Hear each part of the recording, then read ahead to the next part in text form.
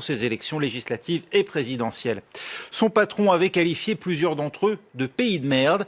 Rex Tillerson, aujourd'hui au siège de l'Union africaine, l'organisation multi-État basée à Addis Abeba. C'est par l'Éthiopie que le secrétaire d'État américain a donc choisi de débuter sa tournée sur le continent. La première, elle doit le conduire ensuite à Djibouti, puis au Tchad et enfin au Nigeria.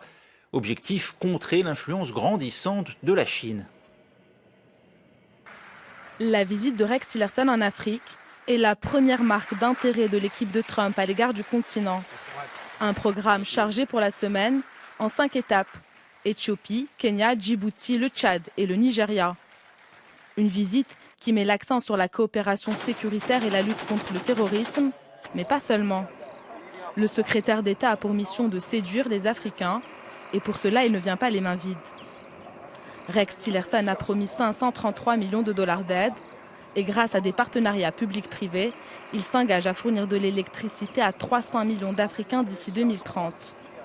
Une offensive économique pour lutter contre l'influence grandissante de la Chine sur le continent. Les États-Unis poursuivent le développement d'une croissance durable qui renforce les institutions, la primauté du droit et ainsi la capacité des pays africains à être autonomes.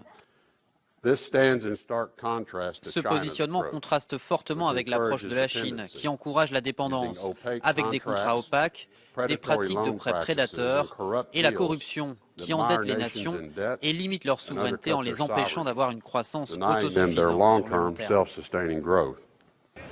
Après un premier arrêt à Addis Abeba mercredi, Rex Tillerson se dirige vers Djibouti où se trouve la seule base militaire américaine de la région.